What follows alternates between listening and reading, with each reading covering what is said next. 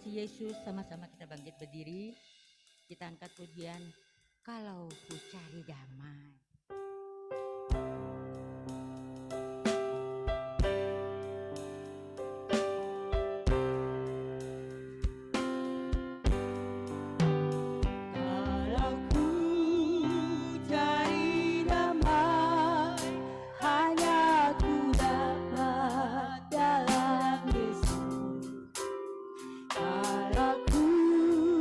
Cari kebenaran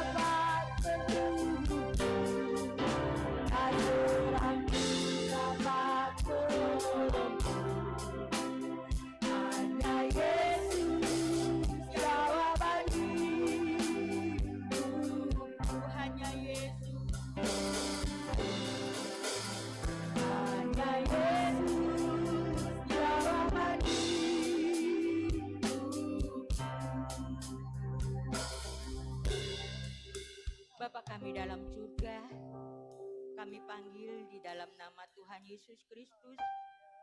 Pada siang hari ini kami bawa korban ucapan syukur kepadamu Tuhan. Kami mau memberi yang terbaik buat Engkau. Kami mau memuji-muji Engkau ya Tuhan Yesus. Biar puji-pujian yang kami naikkan ada hadirat-Mu. Yang terbeban apapun terlepas, yang sakit apapun disembuhkan, yang ada masalah pun Engkau lepaskan ya Tuhan Yesus. Biar saudara-saudara kami yang belum datang ya Tuhan Yesus boleh bersama-sama berkumpul memuji memuliakan nama-Mu Tuhan. Kami siap memuji Engkau karena Engkau begitu baik di dalam hidup kami. Dalam nama Tuhan Yesus Kristus. Haleluya. Amin. Silakan duduk.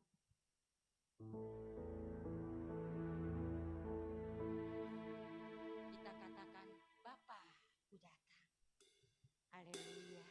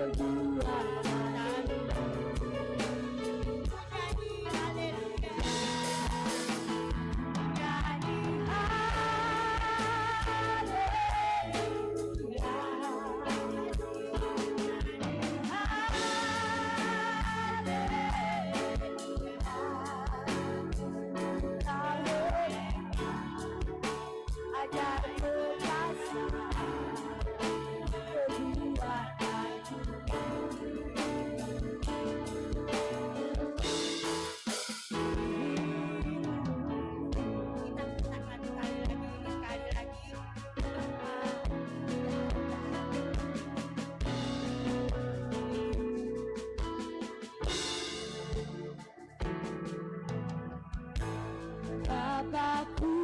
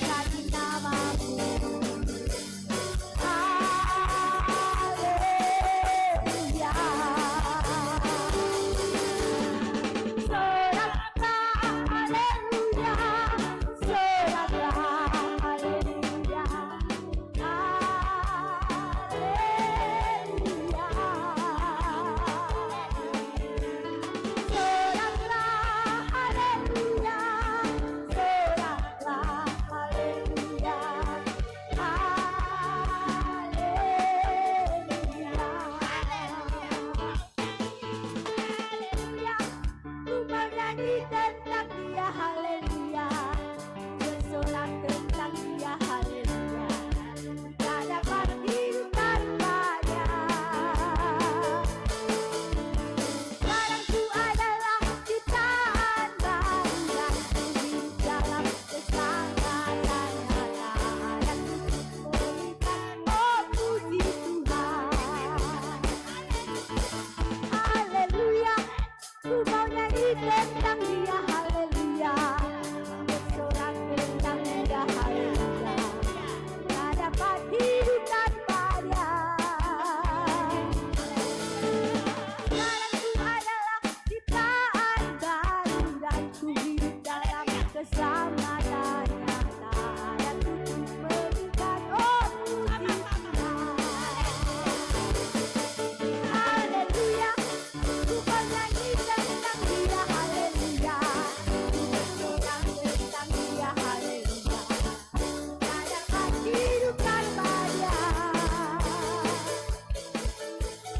Sekarang ku adalah ciptaan baru dan ku hidup dalam keselamatan nyata. Dan ku memberikan, oh puji Tuhan. Haleluya, ku mau nyanyi tentang dia, haleluya. Ku bersorak tentang dia, haleluya. Ku tak dapat hidup tanpanya.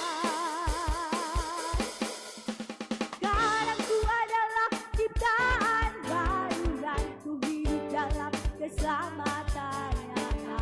Dan ku memberikan, oh puji Tuhan. Ayat untuk memberikan, oh puji Tuhan. Tangan buat Tuhan Yesus, haleluya. Silakan.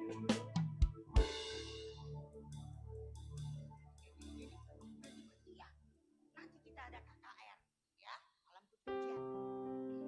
Kita angkat. Kita ada sukacita, apapun yang kita layani ada sukacita buat Tuhan Yesus.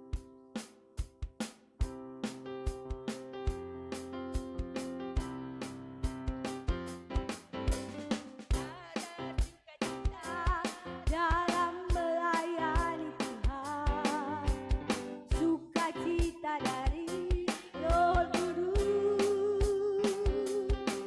Hati penuh damai karena Yesus beserta dalam kita melayani Tuhan. Ada sukacita dalam melayani Tuhan, sukacita dari Roh Kudus. Hati penuh damai karena Yesus beserta dalam kita melayani Tuhan. Ada sukacita dalam melayani Tuhan, sukacita dari Roh Kudus. Hati penuh damai karena Yesus beserta dalam kita melayani Tuhan.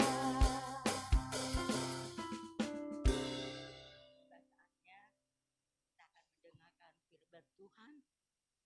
Mari sama-sama kita bangkit berdiri. Pujian ini mengatakan, selidiki aku, lihat hatiku. Di sini kita, Tuhan mau menerobos hati kita. Seringkali kita datang ibadah, seringkali kita berdoa dan berdoa. Kok Tuhan belum ada mujizat? Kok Tuhan belum ada kesembuhan buat saya? Di sini firman Tuhan katakan, selidiki aku. Kalau firman Tuhan yang kita dengar keras, jangan kita jauh dari Tuhan. Kalau firman Tuhan menyimpang dari keinginan kita, jangan kita jauh dari Tuhan. Kita bisa koreksi diri kita. Tuhan, apakah saya benar di hadapan Tuhan? Mari nyanyikan lagu, selidiki aku.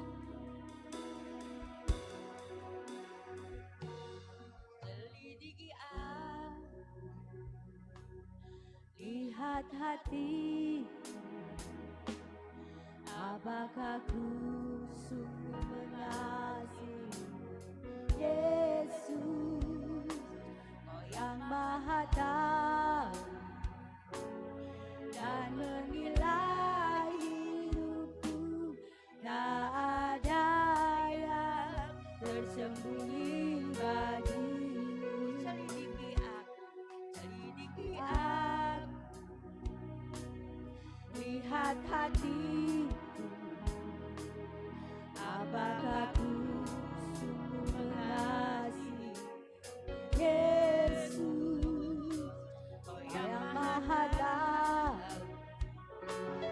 dan menilai hidupku, tak ada yang tersembunyi bagimu.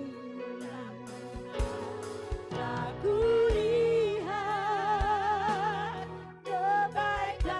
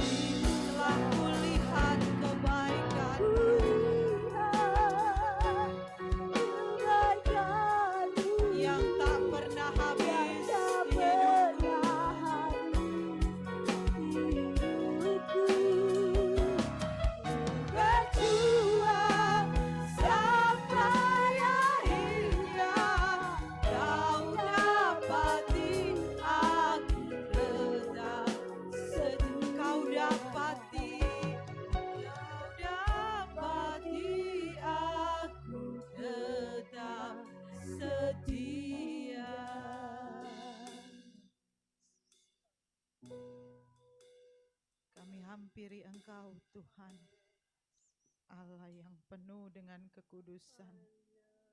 Terima kasih Tuhan. Terima kasih Bapa yang baik. Hati kami selalu penuh dengan ucapan syukur ketika kami boleh ada lagi di rumah Tuhan. Ketika kami dengan bebas bisa menghampiri Engkau, bisa menyembah Engkau, bisa memanggil Engkau Allah kami. Terima kasih Tuhan. Terima kasih Bapa yang baik. Terima kasih. Tidak pernah layak kami ada di hadapan Engkau ya Tuhan. Engkau Allah yang begitu suci. Engkau Allah yang begitu kudus. Terima kasih Tuhan. Hanya oleh keanugerah, hanya oleh kasih kemurahan Allah, kami boleh ada di dalam Engkau ya Tuhan. Terima kasih Bapa yang baik. Terima kasih. Maka lewat lagu yang kami naikkan di hadapan Engkau sore hari ini Tuhan, sungguh kasih Allah besar buat kami. Telah kami nikmati kebaikan Allah yang besar buat kami. Tidak pernah putus sampai hari ini ya Tuhan. Oleh sebab itu Tuhan, sebelum kami menikmati firman Allah, Tuhan, kami bawa hati kami bawa hidup kami kepadamu Tuhan. Kalau masih ada yang belum berkenan, kalau masih ada yang belum layak, Tuhan selidiki kami. Tuhan bentuk kami, Tuhan pakai kami, Tuhan ubah kami, agar hidup kami benar-benar membawa kesukaan buat Engkau. Biar Engkau yang ada di dalam hidup kami ya Allah. Engkau Allah yang semakin ditinggikan di dalam hidup kami Tuhan.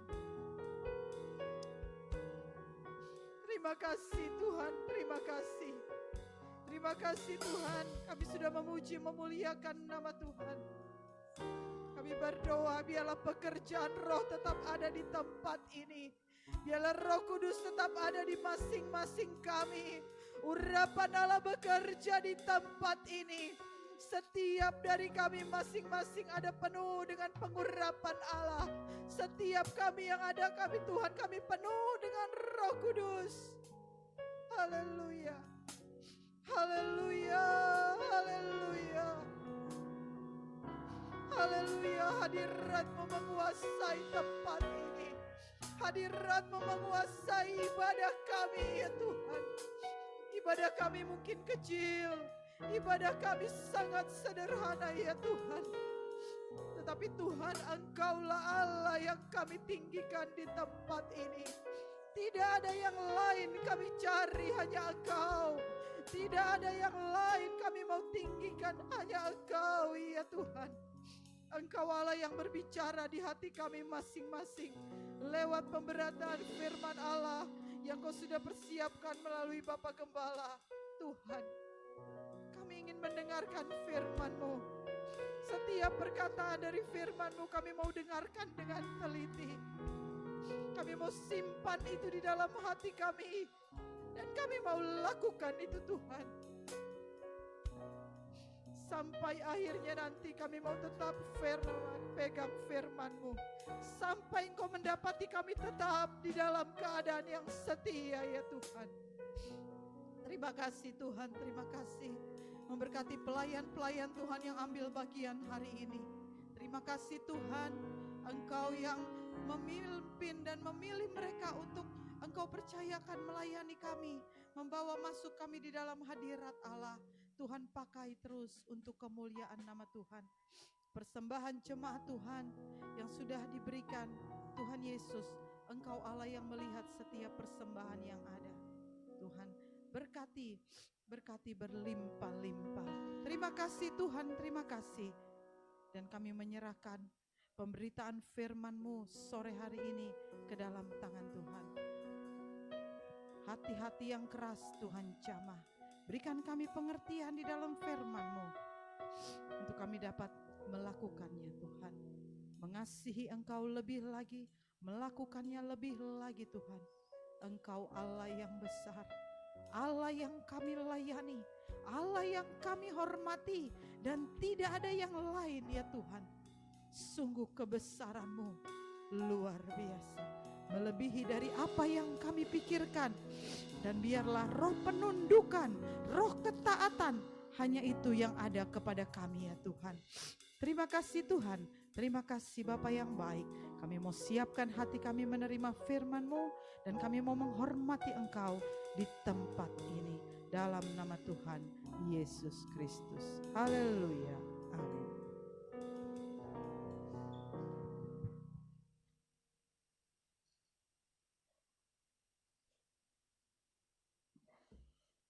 Haleluya. Puji Tuhan. Haleluya, puji Tuhan.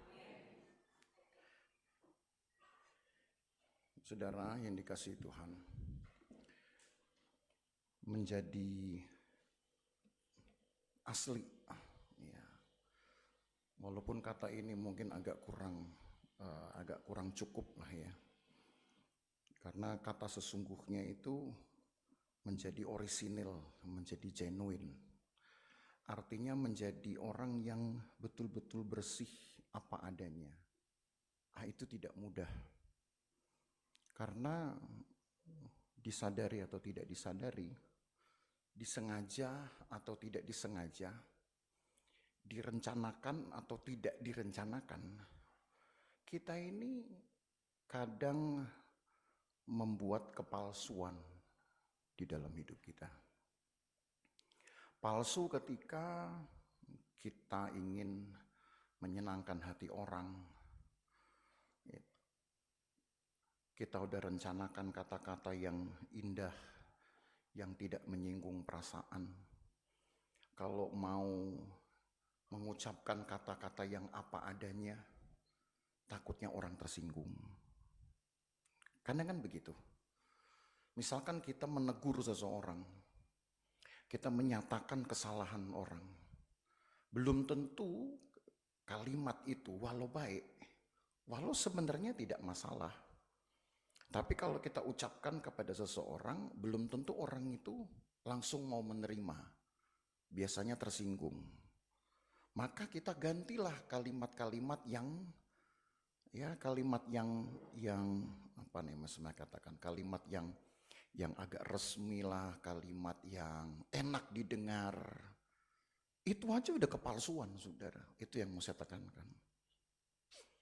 Itu dalam hal berkata-kata. Belum dalam hal bersikap kepada Tuhan. Ya. Ada banyak hal yang mungkin tadi saya katakan tidak disadari, ya, atau tidak direncanakan, itu palsu. Kita sebutlah beribadah kepada Tuhan, kita menyanyi, kita menyembah Tuhan. Lebih besar lagi mungkin adalah kita mengiring Tuhan. Kita mengabdi kepada Tuhan, kita memperjuangkan iman kita supaya kita terus berkenan kepada Tuhan. Belum tentu, saudara, kita melakukannya dengan keadaan yang bersih, yang asli. Ada kalanya kita menyadari kita sudah berbuat dosa, tapi kita menganggap Tuhan maha tahu lah, Tuhan mengerti, Tuhan bisa ngertiin, Tuhan bisa nauin, gitulah kira-kira. Sehingga kita anggap itu tidak masalah. Kesalahan kecil Tuhan masih bisa ampuni. Kenapa di dalam Alkitab aja ditulis ketika dosamu merah seperti kermisi aja masih bisa dibikin putih, apalagi cuman dosanya itu cuman orange warnanya, nggak merah-merah banget. Dosa yang hitam aja bisa dibuat putih, apalagi cuma abu-abu gitu ya. Itu kan tandanya bahwa kita kadang sudah memikirkan apa yang tidak orisinil. Karena kita sudah dipagari, kita sudah dininabok-bokkan dengan karakter-karakter Tuhan yang agung sekali. Maha tahu, maha ngerti, yaitu maha kuasa, bisa memampukan yang lemah, mengampuni, bersabar, yang berbuat dosa nggak langsung dihukum. Maaf saudara ya, ada yang ganjel nih. Nah, jadi dalam kaitannya dengan kehidupan anak Tuhan, ini yang saya mau bahas, saudara. Kita itu kadang menjadi bingung, bagaimana kita harus menjalani kehidupan, prioritasnya seperti apa. Mengiring Tuhan itu harus seperti apa yang diprioritaskan. Karena kita juga harus membagi waktu untuk bekerja, mencari nafkah. Kita juga harus membagi waktu juga untuk mendapatkan kesenangan-kesenangan. Tahu nggak orang yang paling stres di dunia ini? Berdasarkan penelitian dari semua kelompok, baik dokter, baik psikolog, baik teolog, gitu. Bahkan baik ahli fisika sekalipun. Orang stres itu bukan ketika dia nggak ada duit. Orang stres bukan ketika dia sakit-sakitan. Orang stres itu ketika dia nggak punya teman.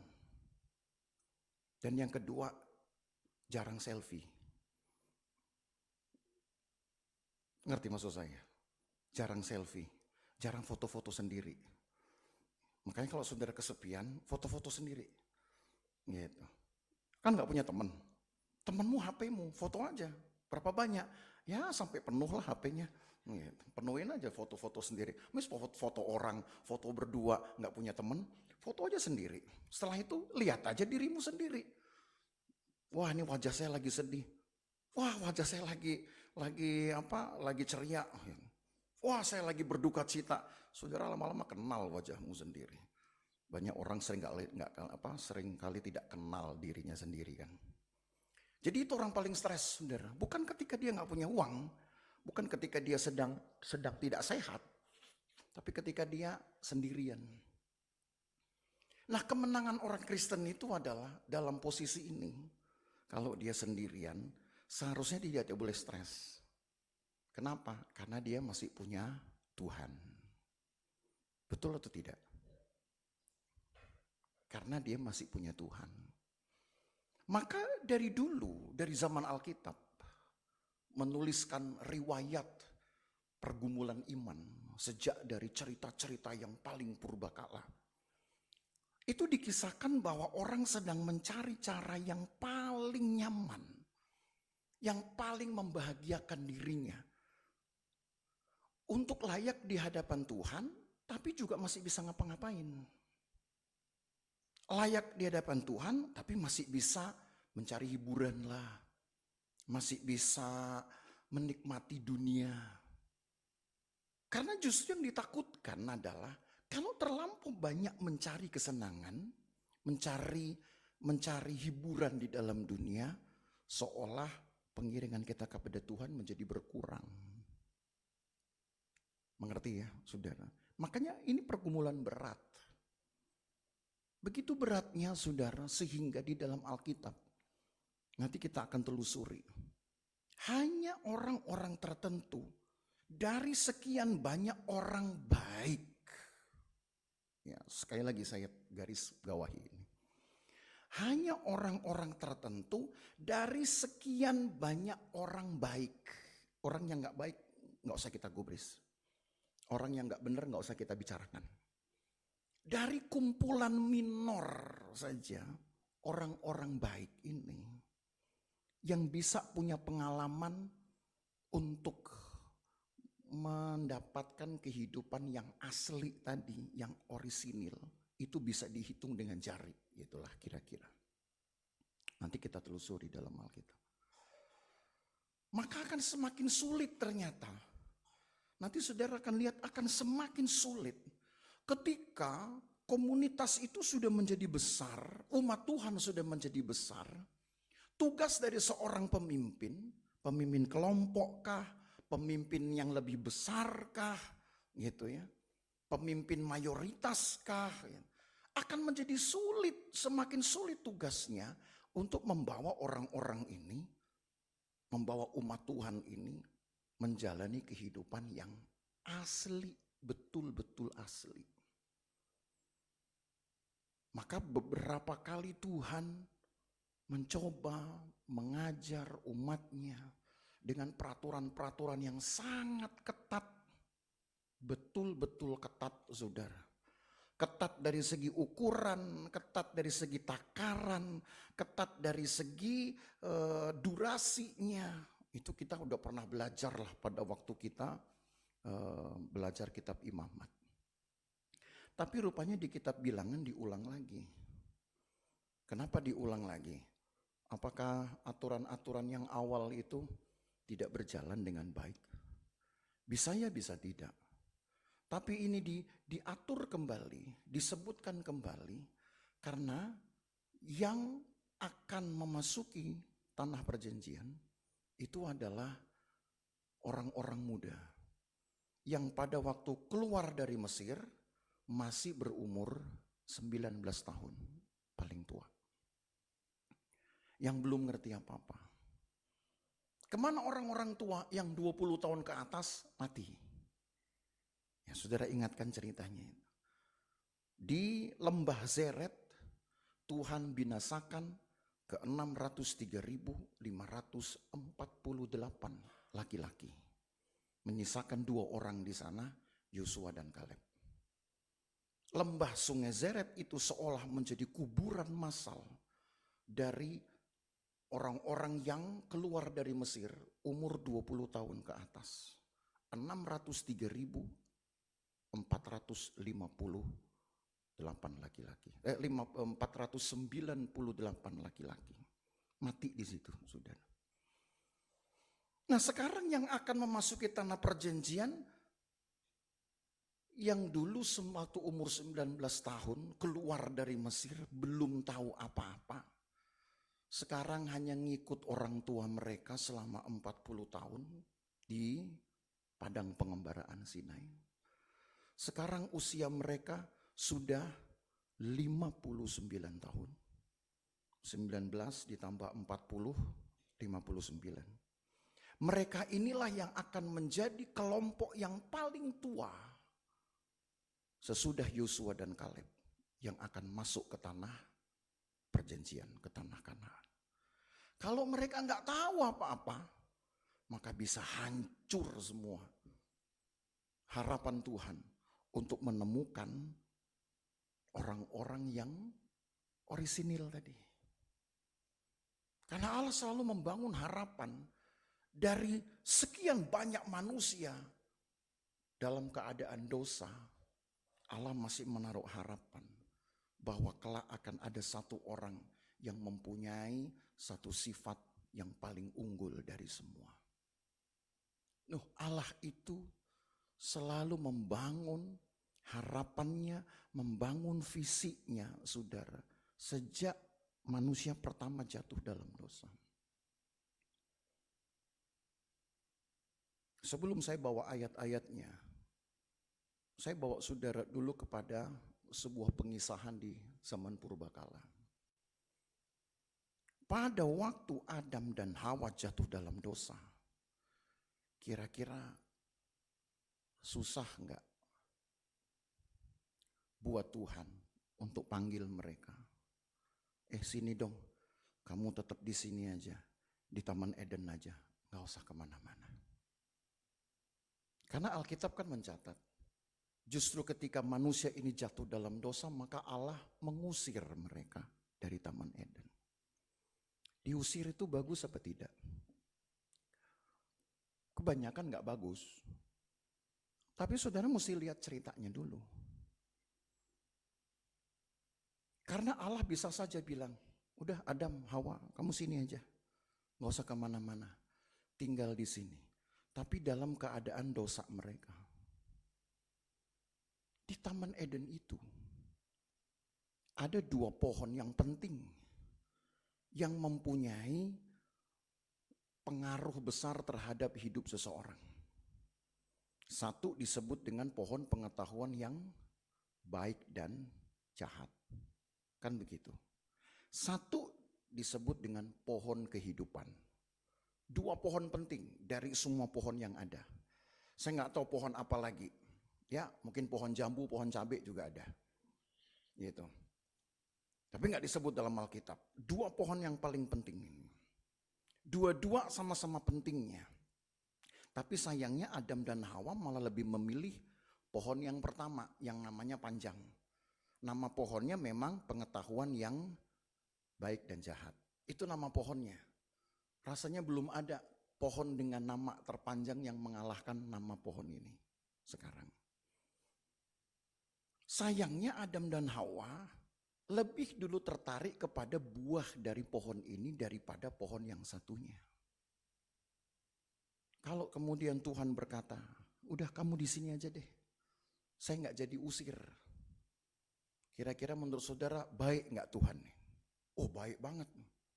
Daripada diusir, kalau Tuhan suruh Adam dan Hawa tinggal tetap di Taman Eden, oh berarti Tuhan ini memang betul-betul baik. Tapi dilihat dari akibatnya, bisa nggak baik. Karena mereka hanya tinggal penasaran dengan satu pohon yang disebut dengan pohon kehidupan. Kalau sampai mereka makan lagi buah dari pohon kehidupan dalam keadaan dosa, maka tentu keadaan mereka akan jauh lebih buruk. Saudara. Sebab artinya mereka mengkonfirm dosa mereka sebagai jalan hidup mereka. Kalau mereka makan buah pohon itu. Maka kita berpikir, ternyata ketika Tuhan usir mereka dari Taman Eden, berarti itu pilihan yang baik. Supaya manusia ini tidak tergoda untuk makan buah kehidupan yang bisa memperburuk keadaan mereka. Tapi pertanyaannya Tuhan biarkah nggak keadaan itu? Enggak. Tuhan membangun harapan dengan cara apa? Tuhan izinkan dari rahimnya Hawa ini lahir satu bayi yang nanti bisa menurunkan orang-orang saleh. Oh hebat nggak saudara? Satu anak yang bisa menurunkan orang-orang saleh, orang-orang benar. Itu berarti apa yang Allah kerjakan dalam kehidupan Adam dan Hawa, Allah tidak cuek. Allah usir itu bukan berarti Allah lepas tangan.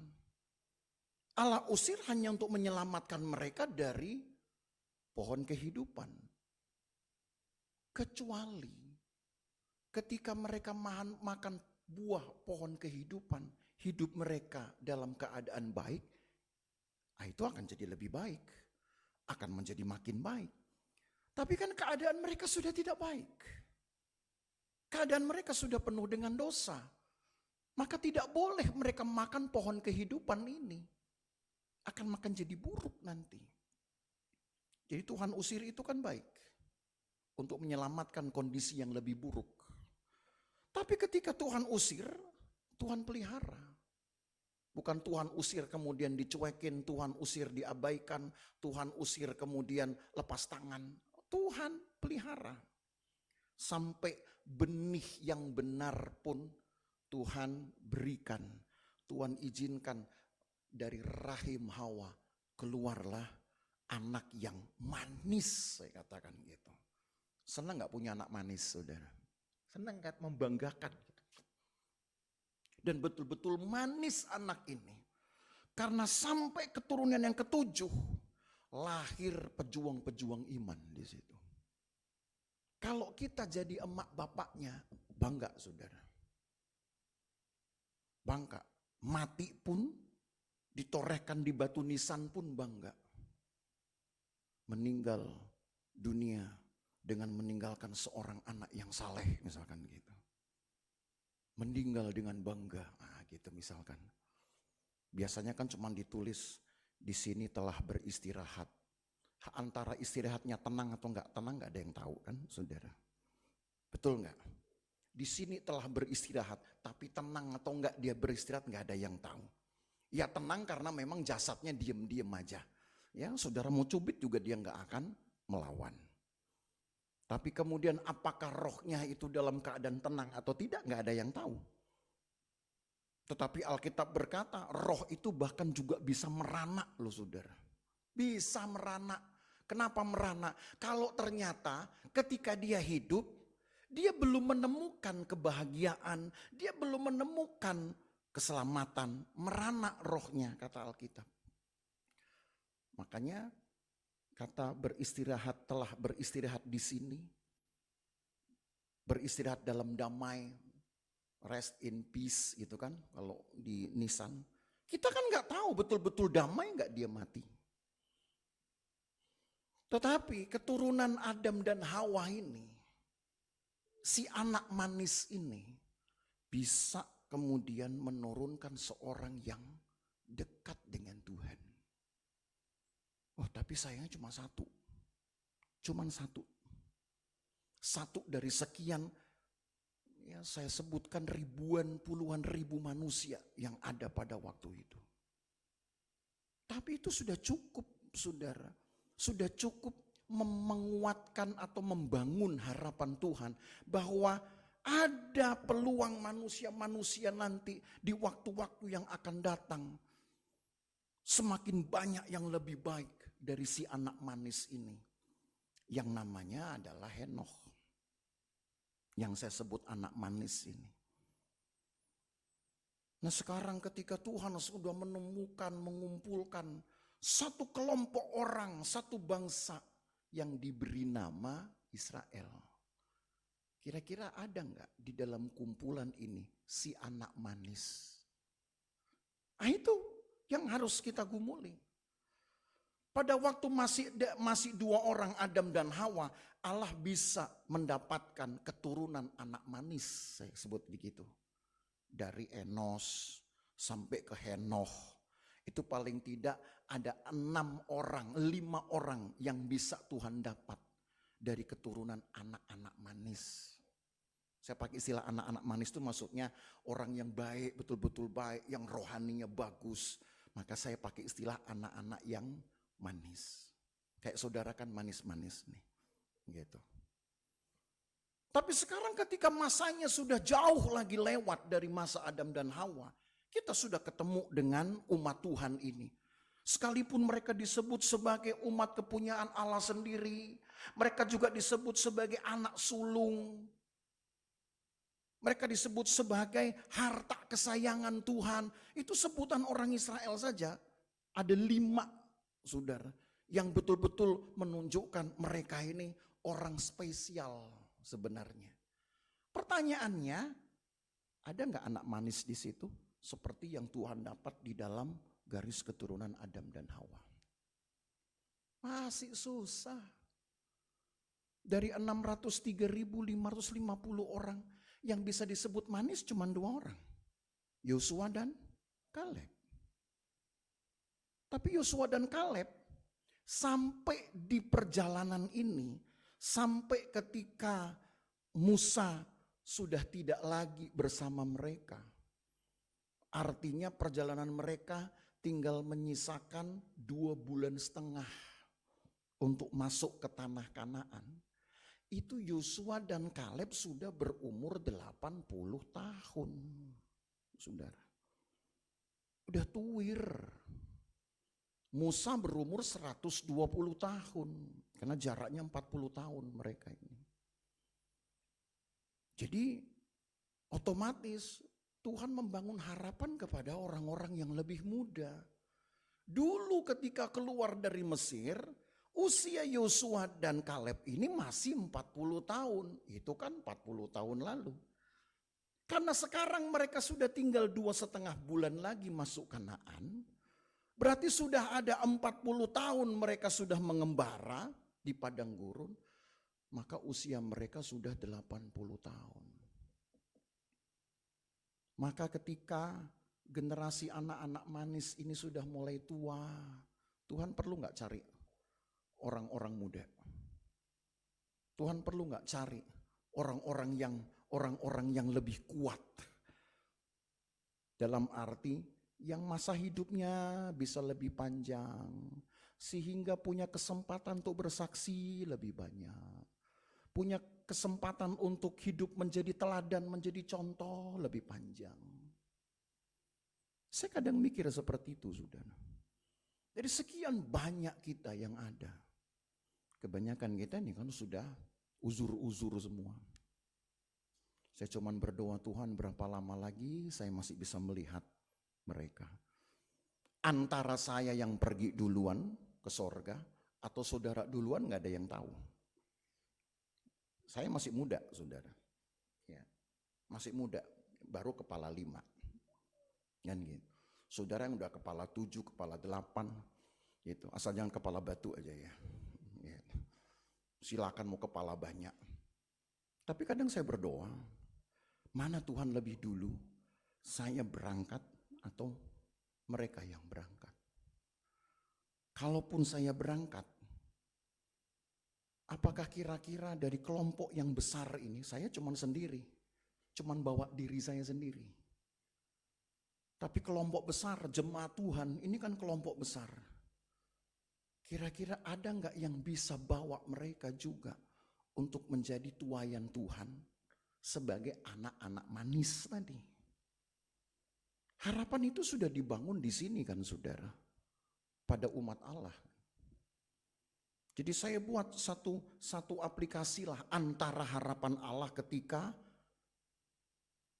Alkitab bercerita tentang komunitas umat Tuhan, dengan harapan Tuhan yang sekarang pun masih Tuhan bangun di dalam kehidupan jemaat dimanapun saja, bukan hanya di gereja ini. Allah tetap membangun harapannya pada semua umat Tuhan di seluruh dunia, saudara.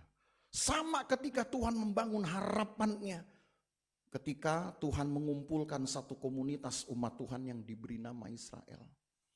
Sama juga dengan harapannya ketika dia mengusir Adam dan Hawa. Supaya saudara tahu tidak ada yang berubah pada harapan Allah itu. Pertanyaannya sekarang, pada masa Adam dan Hawa, Allah dapat menuai anak-anak manis. Pada masa Israel, umat Allah dulu, Allah pun masih bisa menuai sejumlah anak-anak manis. Walaupun toh hanya 2.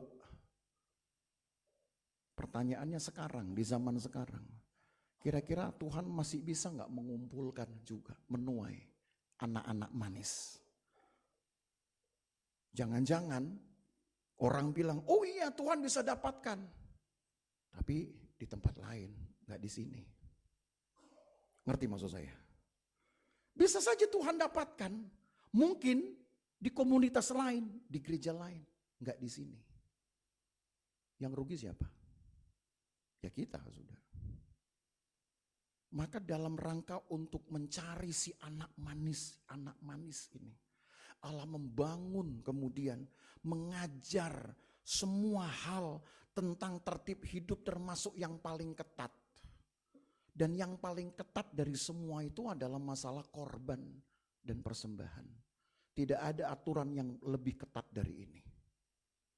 Maka di dalam Bilangan 28, jadi saya sudah cerita dulu ya sama saudara kan. Saya bawa saudara udah ke zaman purbakala. Kalau difilmkan kan ini bagus saudara ya. Ya. Maka di dalam Bilangan 28, saudara kan ketemu lagi dengan aturan yang pernah dibahas dalam kitab Imamat.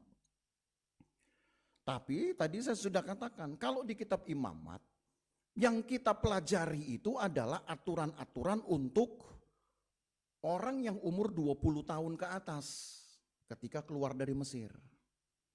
Gitu.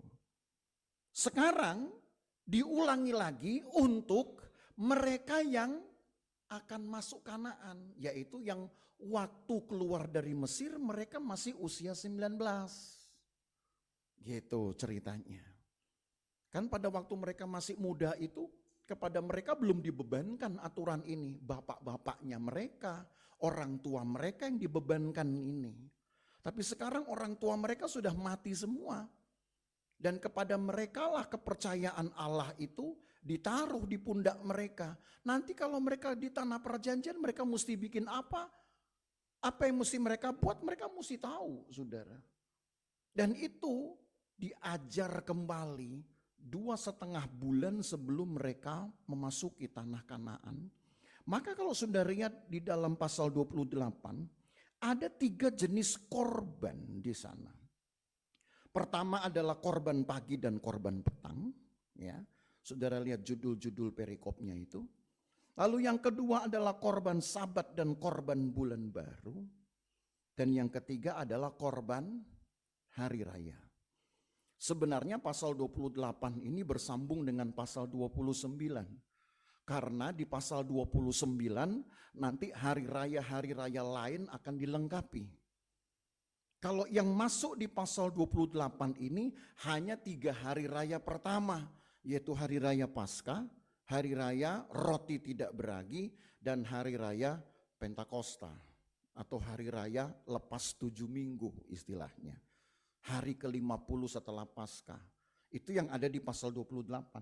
Nanti di pasal 29 hari raya yang lain. Nah, kita belum lihat 29-nya.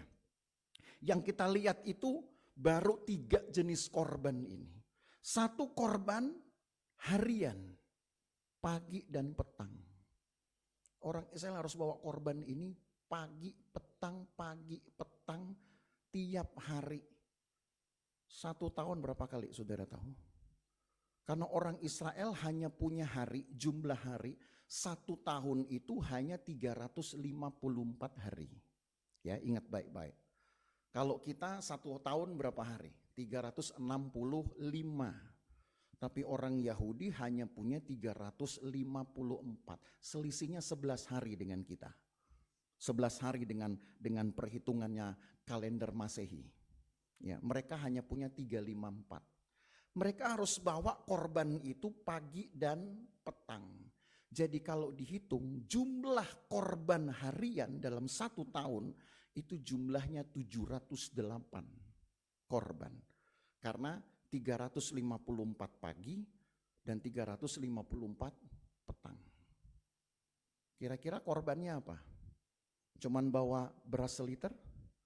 Enggak. Kalau saudara lihat korbannya, saudara baca ya, kita baca lah ya dari ayat yang ke-3. 3 aja. Katakanlah kepada mereka, inilah korban api-apian yang harus kamu persembahkan kepada Tuhan. 2 ekor domba berumur setahun yang tidak bercela setiap hari sebagai korban bakaran yang tetap. Domba yang satu harus kau olah pada waktu pagi, domba yang lain harus kau olah pada waktu senja. Berarti dalam 1 tahun mereka harus punya 708 domba. 354 untuk dikorbankan tiap pagi, 354 dikorbankan untuk tiap senja. 1 orang. Tekor gak ya saudaranya? Tiap hari. Jangan saudara pikir persembahan itu diberikan sesuatu dari sisa. Saya mau ajar sama saudara di sini. Mudah-mudahan saudara terima. Tapi saya sedang tidak mendetail tentang hal jumlah atau takarannya. Nilainya yang saya mau tanamkan kepada saudara. Yang namanya persembahan atau korban itu bukan dari yang tersisa dari yang saudara punya. Dan tidak boleh dari yang tersisa. Haruslah dari yang pertama kalau bisa. Makanya kenapa dalam Alkitab ada jenis-jenis persembahan yang lain. Tapi intinya semua dari yang pertama. Korban buah sulung. Itu dari yang pertama. Dari semua hasil. Persepuluhan. Yang pertama dari 10 hitungan pertama. Itu di dalam Alkitab. Semua itu yang pertama, saudara. Ketika bahkan kita belum menghitung yang lain. Nah sekarang kalau itu harus diterapkan, berapa banyak kali kita mikir coba? Nggak terkecuali saya. Nggak terkecuali juga barisan imam-imam, barisan hamba-hamba Tuhan. Tetap mikir. Karena kita biasanya berpikir berapa yang kita beri, yang kita persembahkan itu setelah semua pos kita hitung. Betul apa betul? Ini sudah, tabungan sudah, apalagi arisan sudah, setoran, asuransi sudah, kan gitu ya. Sudah semua Baru kemudian kita, oh masih ada sisa. Tapi di dalam Alkitab ternyata hal pertama yang ditentukan itu adalah pagi harus 1 ekor, sore harus 1 ekor. Seolah Tuhan gak peduli you punya berapa ekor. Memang ada satu keluarga bisa punya kambing dalam 1 tahun 708 ekor. Jangan saudara pikir nih, semua orang punya. Kalau dihitung dengan benar nih, karena sebenarnya datanya ada, sejak mereka keluar dari Mesir, mereka nggak punya, nggak bawa kambing domba sebanyak itu, saudara. Lalu mengharapkan anak beranak, berapa lama butuh waktu untuk anak beranak kambing ini, saudara? Kambing kan nggak kayak kura-kura yang lahir bisa belasan, bisa puluhan, bisa ratusan, saudara. Nggak gampang. Tapi apakah kemudian kalau ini dipikirkan, kok Tuhan kayak nggak mau tahu? Kok Tuhan kayak nggak bersahabat, nyuruh seenaknya aja? Sebenarnya prinsipnya yang mau ditegakkan ini, orang Israel ini mau nggak melakukannya? Kalau mereka melakukan dengan percaya, Allah siapkan. Mereka melakukan dengan taat, pasti Allah sediakan. Belum lagi di dalam Alkitab udah berapa banyak Tuhan berkata, baik melalui Bileam, kan kita udah pernah belajar itu. Bahkan dari Abraham, awalnya itu dari Abraham, saudara. Baru kita ketemu lah Yakub, baru kita ketemu lah kemudian tokoh-tokoh yang lain gitu ya. Seperti Bileam segala macam ini. Kepada mereka Tuhan berkata, aku akan memberkati mereka. Sangat banyak, bukan hanya anak-anakmu tapi juga ternak-ternakmu. Supaya sebanyak yang Tuhan beri, sebanyak itu juga yang Tuhan minta untuk diberikan kembali. Saudara tahu persembahan itu hanya semacam perputaran saja dari kepemilikan kita. Allah pelihara itu. Tapi masalahnya kita berhitung dulu atau kita nggak mau hitung-hitungan dulu. Makanya saya katakan dari awal, menjadi orisinil ini susah. Karena begitu kita berkata, Tuhan aku ingin mempersembahkan. Di otak kita udah lain dulu nih. Persembahan setelah, persembahan nanti ketika ada sisa. Tapi mau jadi orisinil. Maka Bapak Ibu Saudara, penyerahan hidup sekarang saudara tahu susahnya seperti apa. Tuhan aku sekarang persembahkan hidupku aja, aku gak punya harta. Boleh, boleh saudara, sah itu di dalam Alkitab. Karena Tuhan bilang yang gak punya harta, maka cukup dia berikan 2 ekor burung tekukur. Gak usah kasih kambing, gak usah kasih sapi. Itu ada aturannya, kan di imamat juga kita sudah pelajari. Yang gak punya uang, bahkan dia bisa nebeng sama tetangganya. Itu udah diatur, sampai yang gak punya harta pun Allah sudah atur, diakomodasi. Yang penting ada niat, lalu kemudian bersama-sama mempersembahkan. Cuman, kepikiran gak? Tiba-tiba si A atau si B, orangnya jadi ngalem. Gua nebeng dong. Besok gitu, gua nebeng. 1 tahun dia nebeng terus saudara. Padahal dia sudah diberkati. Ngerti maksud saya? Itu mau jadi orisinil di hadapan Tuhan. Susah apa enggak kira-kira jadi orisinil? Susah. Karena manusia sekali bikin hal yang menyenangkan, maka dia akan pilih yang enak-enak terus. Bisa nebeng. Nebeng padahal minggu berikutnya Tuhan udah berkati. Harusnya enggak nebeng dia bisa berikan. Cuman kan udah keseringan nebeng. Gua nebeng dong persembahan lo. Sekarang nebeng persembahan itu prakteknya gimana? Coba saya mau tanya sama saudara. Kolektor misalkan, ini misalkan. Oh dari satu yang punya duit, terus gue nebeng dong, cuma nebeng megang tangan masukin ke kantong persembahan. Gitu. Enak aja saudara. Bilang Tuhan, kan Tuhan tahu keadaan saya. Oke lah sekali waktu Tuhan biarin, gak apa-apa. Lalu Tuhan kasih berkat. Tapi karena keenakan nebeng, minggu depan saudara gitu lagi. Amsyong iman saudara nanti. Percaya sama saya. Karena kita udah terlanjur milih yang enak. Itulah susahnya jadi orisinil, saudara. Belum lagi hidup kita. Tuhan, aku ini, bibirku ini bibir yang penuh dengan dosa. Sehingga aku gak berani bersaksi. Oke, Tuhan ngertiin. Tapi kan saudara datang di gereja tiap hari, tiap kesempatan, tiap ibadah saudara dibersihkan oleh firman. Kan Alkitab berkata firman Tuhan ini membersihkan tuh. Maka harusnya kan hidup kita sudah dibersihkan pelan-pelan. Bibir kita, mulut kita sudah dibersihkan. Harusnya bisa bersaksi enggak? Bisa. Tapi kita ngalem lagi.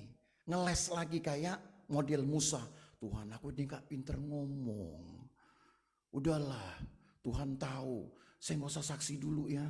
Oke. Besok gitu lagi. Tuhan, saya ini masih gak bisa ngomong. Kapan saudara mau ngomong? Tapi giliran ngomong jelekan orang, pinter bener kita. Ngerasain orang lancar mulut kita. Bersaksi kita masih tawar-menawar dengan Tuhan. Tahukah saudara bahwa menjadi orisinil itu susah? Paham gak kira-kira yang saya katakan ini? Saya sedang mencoba untuk mengaplikasikan saudara keadaan ini pada masa kita sekarang. Memberikan 708 domba 354 untuk pagi, 354 untuk tiap sore dalam 1 tahun. Bukan hal yang mudah. Belum lagi ditambah, ini kan baru dari satu ketentuan. Sekarang ke ayat yang ke-9. Di situ ada ketentuan baru, yaitu korban Sabat dan korban bulan baru. Sabat itu kapan? Tiap hari ke-6. Bulan baru itu kapan? Tiap 30 hari sekali. Tiap bulan sekali. Berarti ada berapa penambahannya? Tiap bulan paling tidak untuk Sabat ada 4 kali, sudah pasti. Ya, ditambah dengan bulan baru 1. Dalam 1 bulan ada 5 penambahan. Untuk tiap tanggal 1 dan untuk tiap 4 Sabat. Tapi apakah sama jumlahnya? Saudara lihat. Kita baca dari ayat yang ke-11 saja. Dari ayat 11. Pada bulan barumu haruslah kamu mempersembahkan sebagai korban bakaran kepada Tuhan 2 ekor lembu jantan. Tuh, lebih banyak, lebih mahal.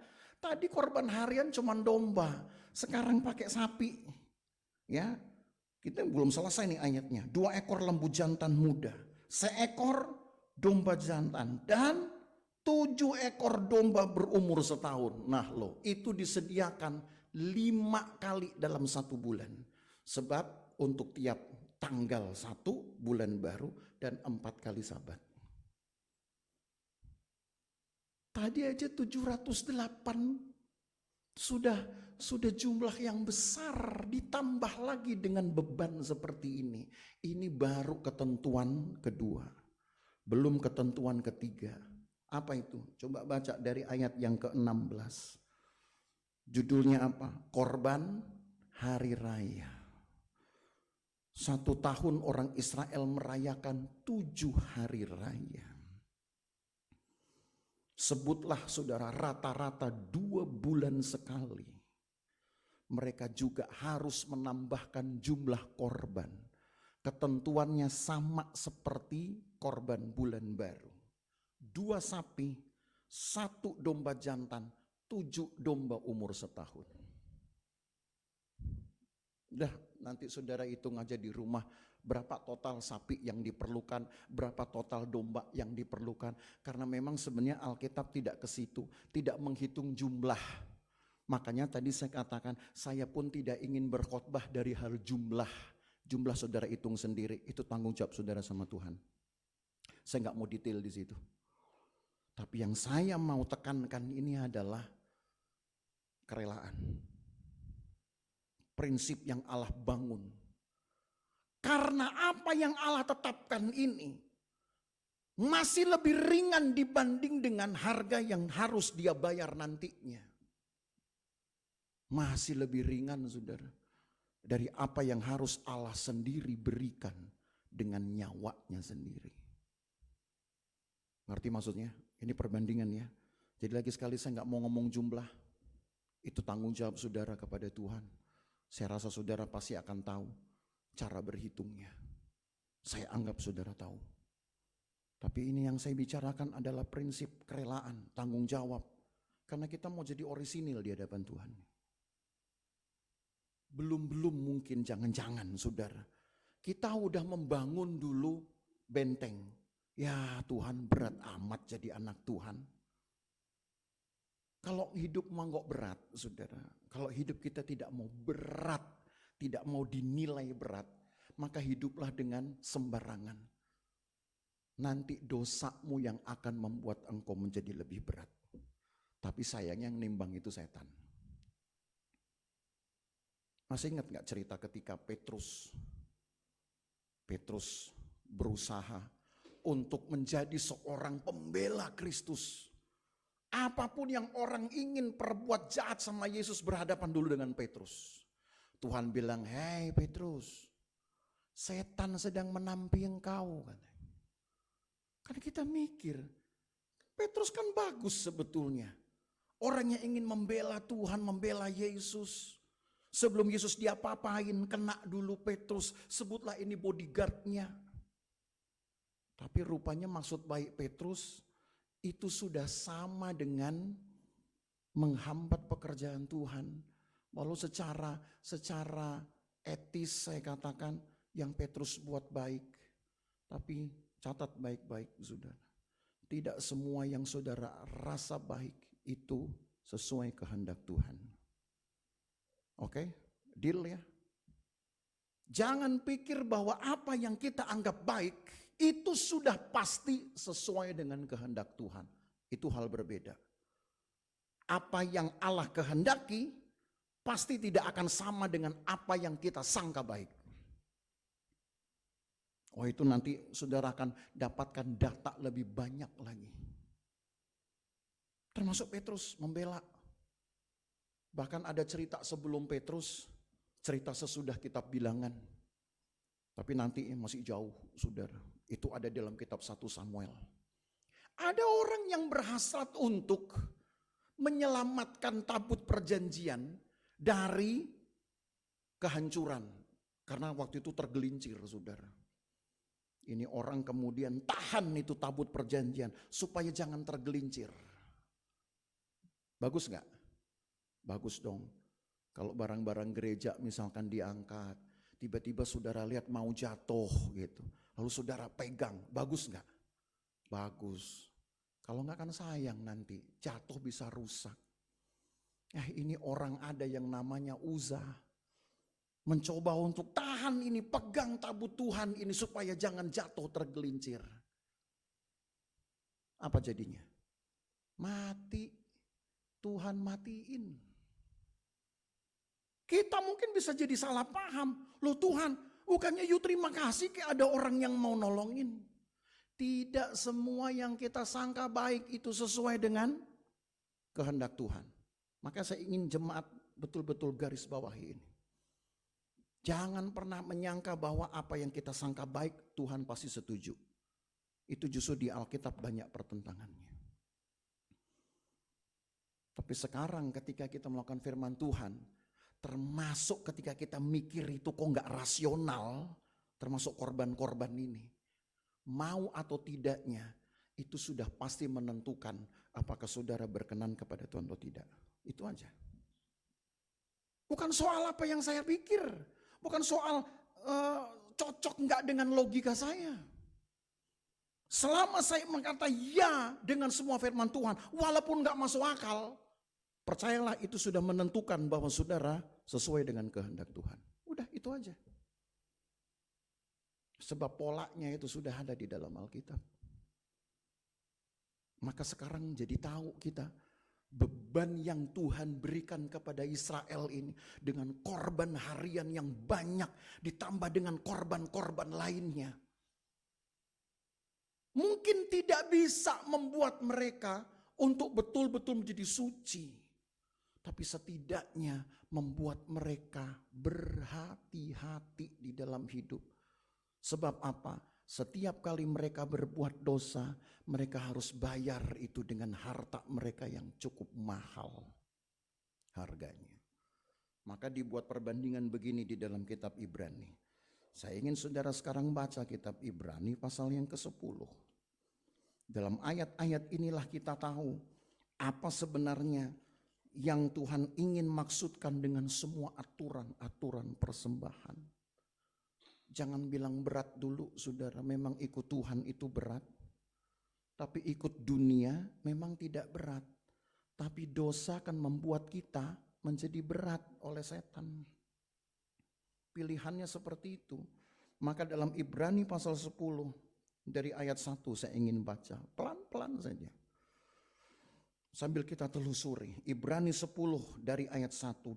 Di dalam hukum Taurat hanya terdapat bayangan saja dari keselamatan yang akan datang. Dan bukan hakikat dari keselamatan itu sendiri. Karena itu dengan korban yang sama, yang setiap tahun terus menerus dipersembahkan, hukum Taurat tidak mungkin menyempurnakan mereka yang datang mengambil bagian di dalamnya. Sebab jika hal itu mungkin, pasti orang tidak mempersembahkan korban lagi. Sebab mereka yang melakukan ibadah itu tidak sadar lagi akan dosa setelah disucikan sekali untuk selamanya.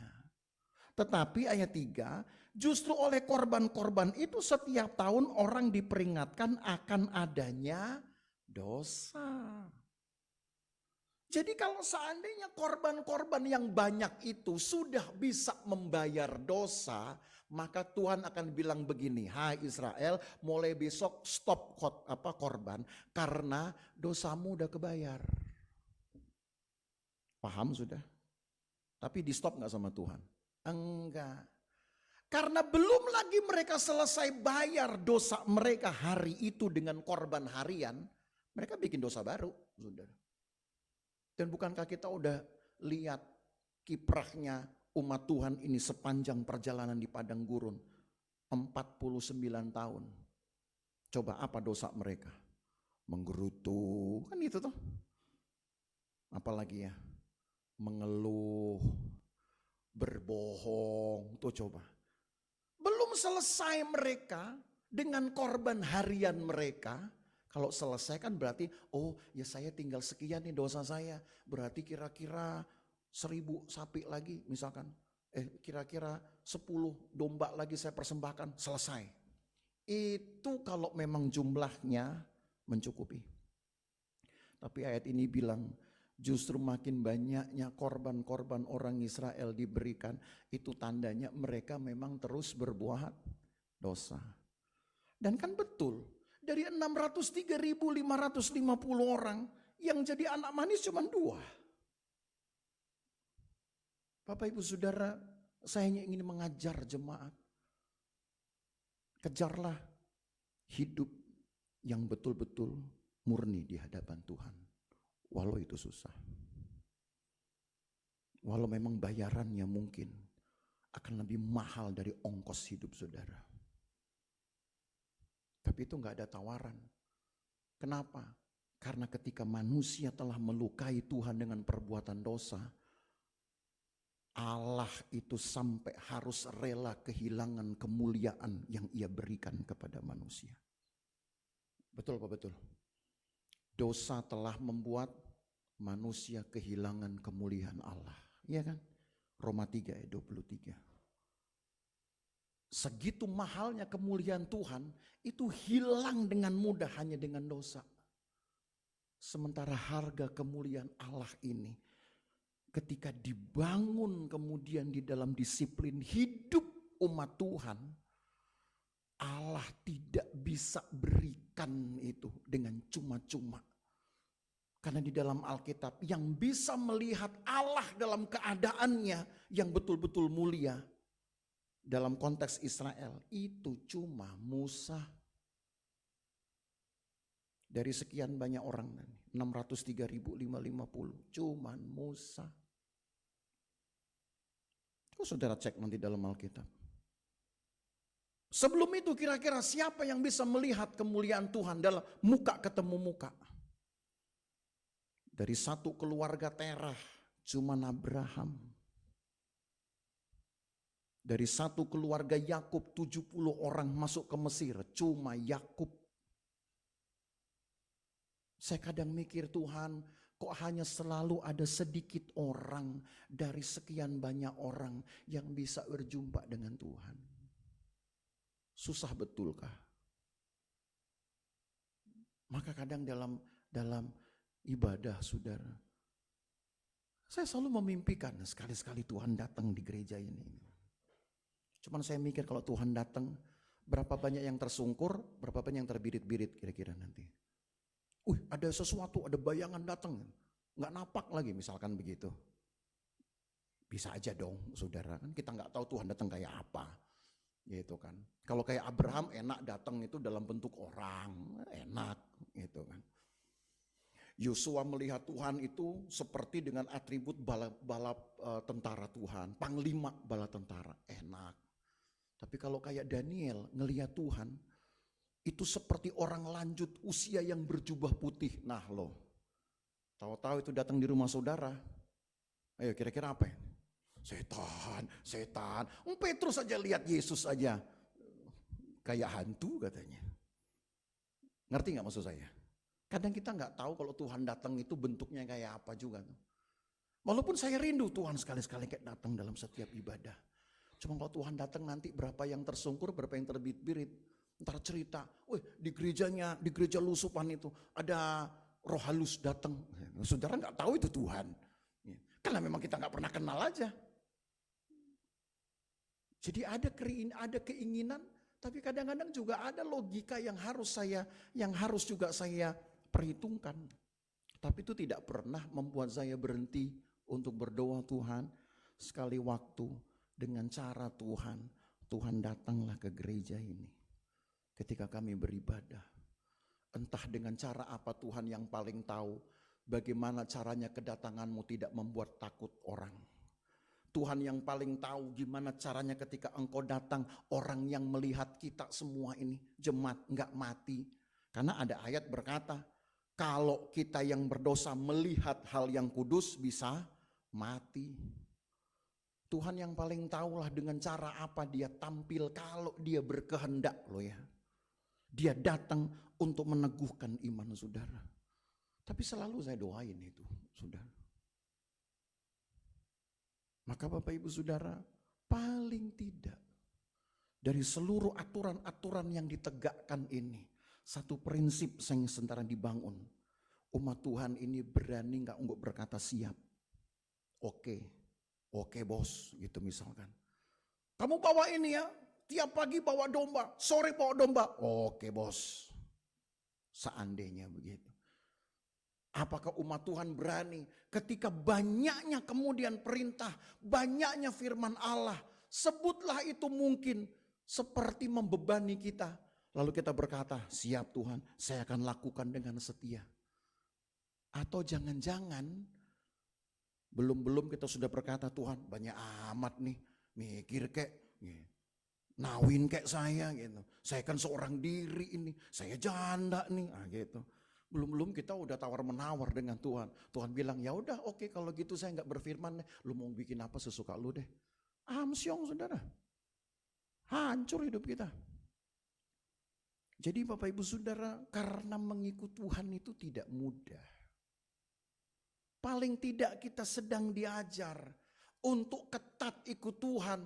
Nggak boleh, walaupun punya banyak keinginan, silahkan.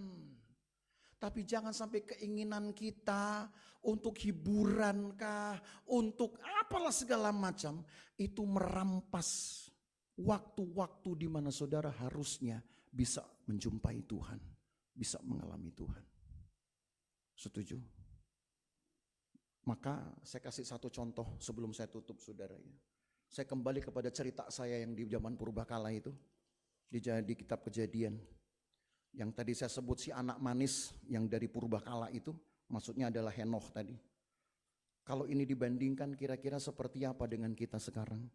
Kejadian pasal yang ke-5, ayat yang ke-21 mulai. Kejadian 5 ayat 21. Ini hanya untuk saudara renungkan.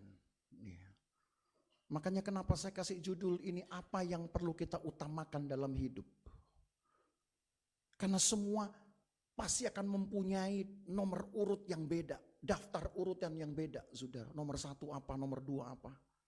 Tapi kiranya dengan firman Tuhan ini sekarang saudara bisa tahu apa yang harus ada di urutan pertama di dalam hidup saudara. Yang perlu diutamakan. Baca ya, Kejadian 5 ayat 21, saudara perhatikan. Setelah Henokh hidup 65 tahun, ia memperanakkan Metusalah. Dan Henokh hidup bergaul dengan Allah selama 300 tahun lagi. Setelah ia memperanakkan Metusalah, dan ia memperanakkan anak lelaki dan perempuan. Jadi Henokh mencapai umur 365 tahun. Dan Henokh hidup bergaul dengan Allah, lalu ia tidak ada lagi. Sebab ia telah diangkat oleh Tuhan. Dalam 300 tahun terakhir masa hidupnya. Setelah dia punya anak Metusalah, Henokh masih hidup 300 tahun lagi. Tapi dalam 300 tahun itu kira-kira apa kerjaan Henokh? Karena Alkitab berkata, ia pun masih memperanakkan anak laki-laki dan perempuan. Jadi anaknya Henokh gak cuma Metusalah, ada banyak. Hanya yang ditulis memang untuk mengurutkan daftar keturunan Metusalah. Tetapi anaknya Henokh kita gak tahu berapa banyak. Cuman dalam 300 tahun masa hidup Henokh setelah melahirkan Metusalah, ketika dia melahirkan adik-adiknya Metusalah, Henokh memperbanyak hidupnya untuk bergaul dengan Tuhan. Itu maksudnya. Dan karena dia memperbanyak hidupnya bergaul dengan Tuhan, Alkitab bilang apa? Ia gak ada lagi.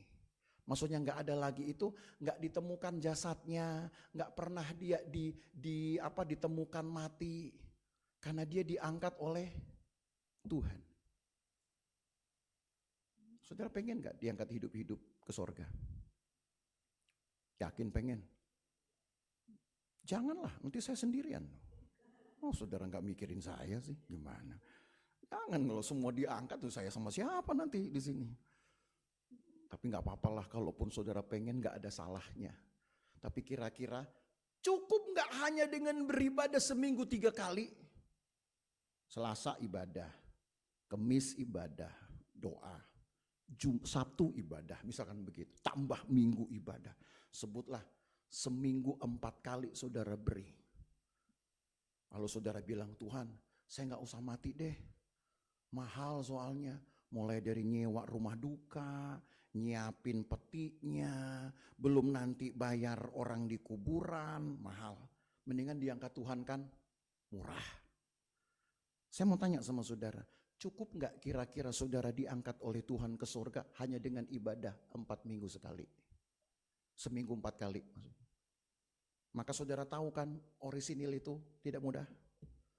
Maka saudara tahu kan ketika Tuhan bebankan ke orang Israel, pagi kasih ini, sore ini, nanti bulan baru tambahin ini, nanti Sabat tambahin ini, hari raya tambahan ini, mumet jadi orang Israel.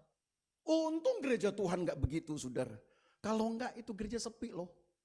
Kenapa? Ini gereja ngajak gue tekor nih. Makanya enggak diajarin lagi yang begitu. Cukup hidup kita aja yang saudara beri kepada Tuhan. Bagaimana mengurangi kenajisan di dalam hidup. Bagaimana mengurangi kekotoran dalam hidup. Bagaimana mengurangi bibir yang berbelit-belit di dalam hidup. Itu makanya saya katakan ini yang paling utama di dalam hidup.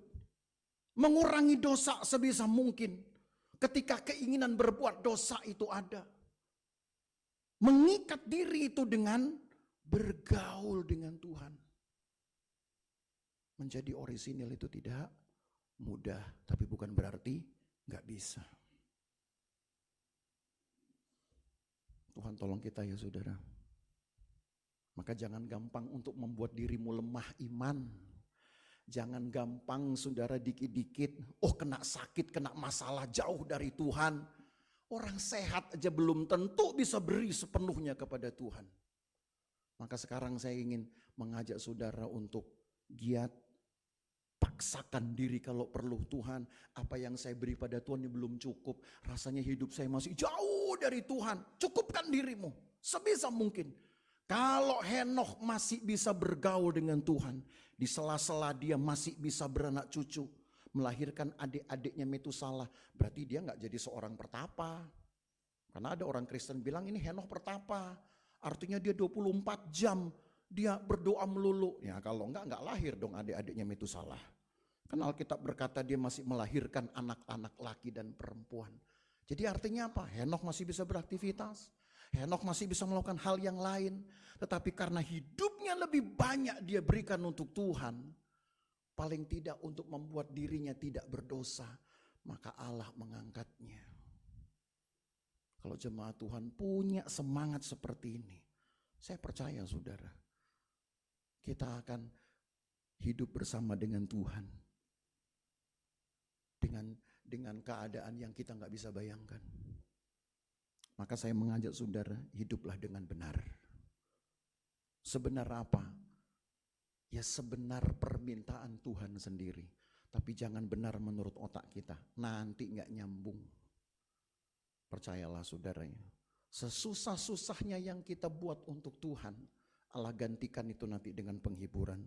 Allah gantikan dengan keamanan. Allah gantikan dengan sejahtera. Asal kita berani menjadi orang yang orisinil untuk Tuhan. Mari kita berdiri. Saya ingin mengajak saudara menyanyikan satu pujian. Hidup ini adalah persembahan. Pujian dan syukurku kuberikan kepadamu. Supaya kita menyadari bahwa memang hidup untuk Tuhan itu tidak mudah.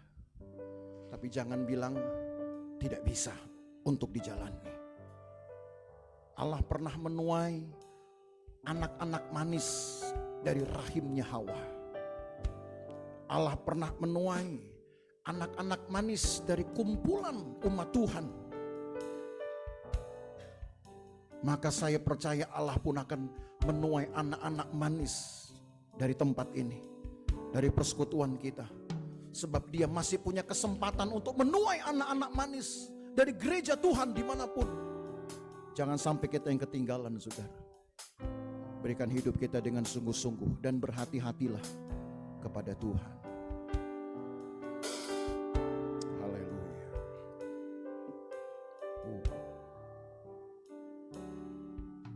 Pujian dan syukurku ku bawa padamu dengan rendah hati ku persembahkan.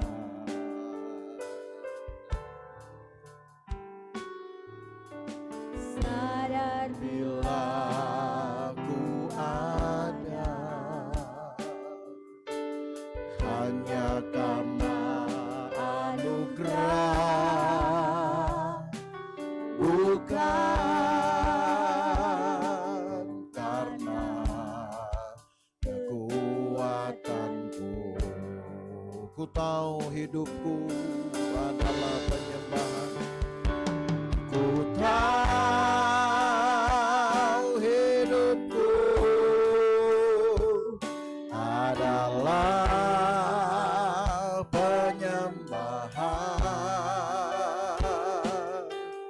Kau ciptakanku dalam kemuliaan-Mu.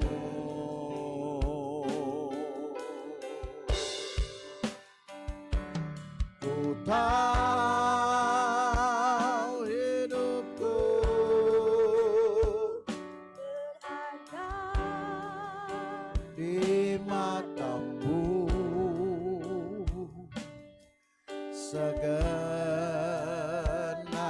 hidupku persembahkan. Refnya ku tahu hidupku,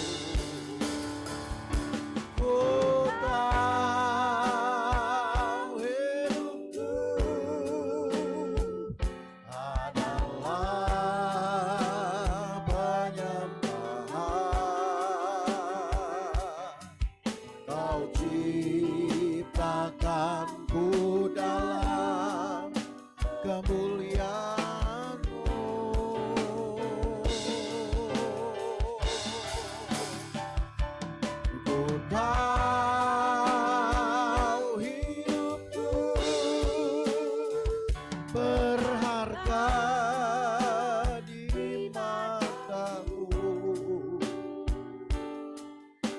segenap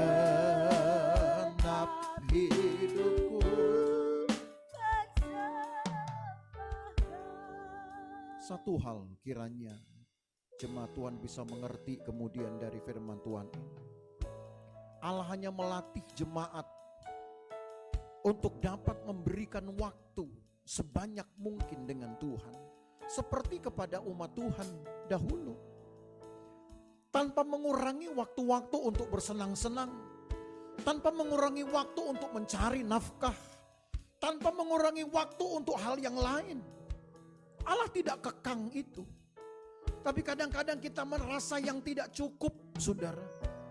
Waktu-waktu untuk diri sendiri kita rasa gak cukup. Waktu untuk mencari uang kita rasa gak cukup. Waktu untuk menghibur diri kita rasa gak cukup. Dan kita merampas waktu untuk Tuhan. Itu yang salah. Kalau seorang Henokh bisa menghabiskan waktu bergaul dengan Tuhan. Tanpa dia harus mengekang hal yang lain. Maka umat Tuhan terbuka peluang untuk melakukan hal yang sama. Masalahnya ke saudara mau serius apa tidak? Masalahnya kita mau berhitung atau tidak? Masalah kita rela untuk memberi atau tidak? Memberi waktu untuk Tuhan. Lebih banyak. Kerelaan itu yang sedang diajar, saudara. Keinginan itu yang sedang ditanamkan. Percayalah apa yang kita berikan kepada Tuhan, Allah pasti akan gantikan dengan cara yang lain. Pada Allah ada kesejahteraan. Pada Allah ada kekayaan. Pada Allah ada kehidupan. Itu yang Alkitab juga katakan. Ketika kita mencari dengan usaha sendiri pun kita akan lebih lelah. Tapi kita dahulukan Tuhan, maka Tuhan akan menambahkan semuanya. Itulah janji firman Tuhan. Maka apa yang kau utamakan di dalam hidup? Penyembahanmu kah? Ibadahmu kah? Pengekangan dirimu kah? Kekudusanmu kah? Apa yang kau utamakan dalam hidup akan menentukan jalan akhir hidup saudara. Allah hanya minta kesungguhan ini. Tuhan bisa kembalikan semua. Tuhan bisa tambahkan semua di dalam hidupmu. Ku tahu hidupku adalah penyembahan. Kau ciptakanku dalam kemuliaan-Mu.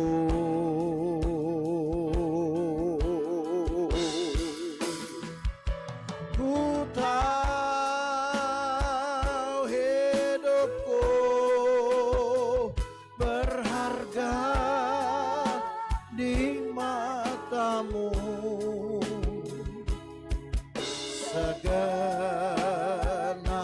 hidupku persembahkan. Yalah malam mas. Yalah malam mas. Haleluya. Yalah malam mas. Yalah malam.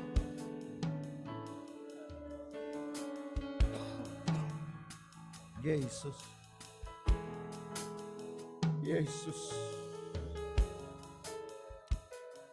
Yesus. Yalah malam mas.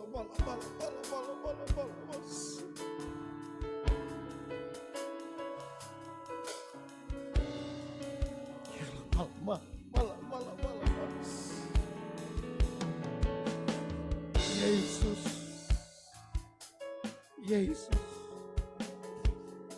Yesus.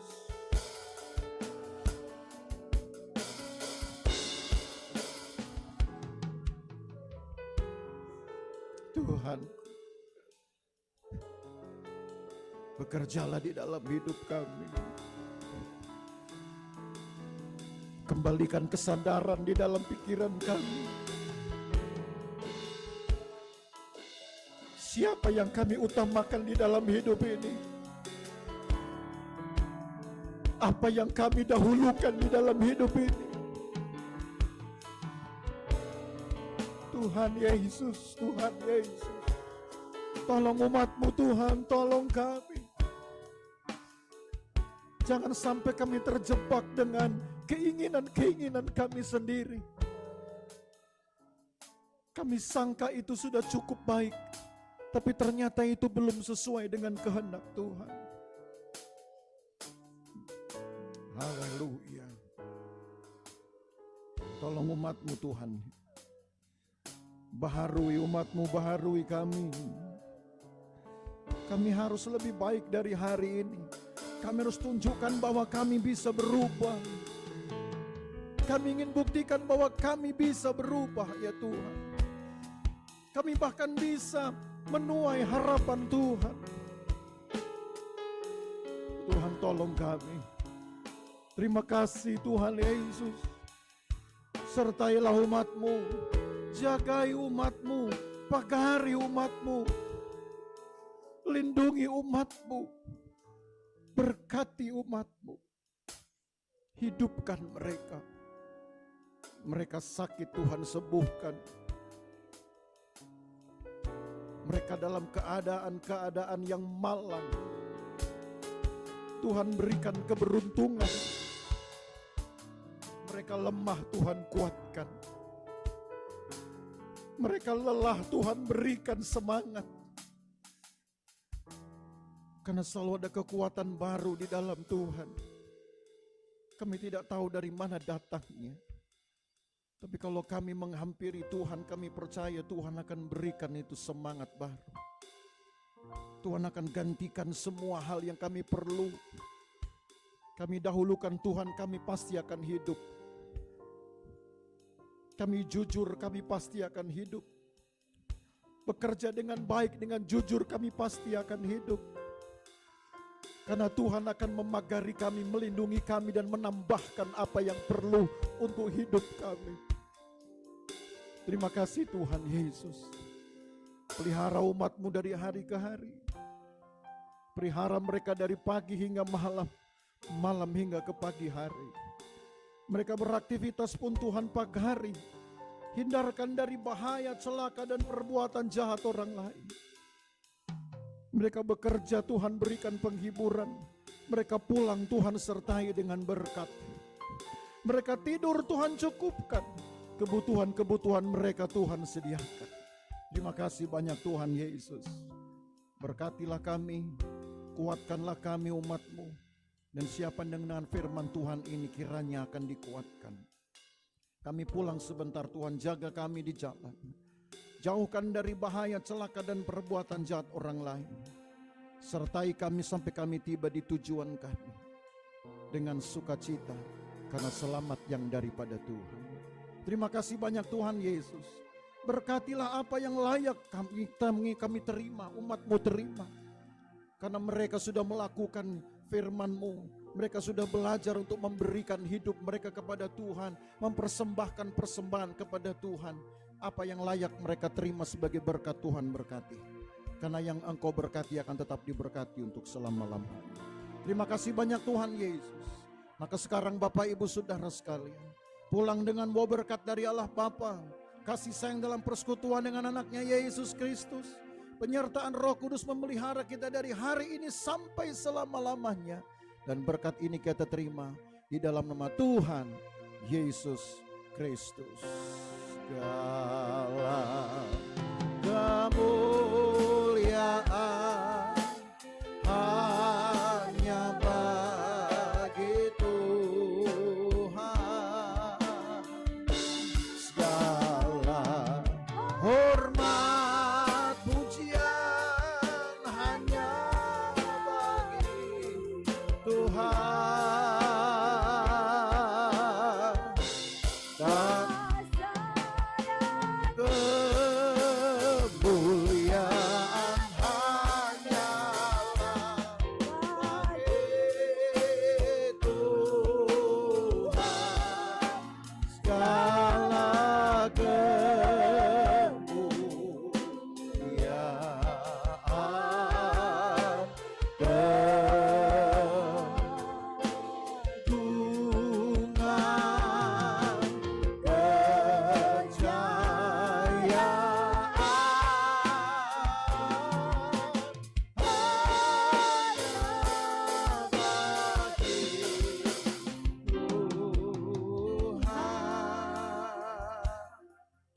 Jemaat yang diberkati bersama kita berkata, amin. Selamat hari Minggu, memberkati.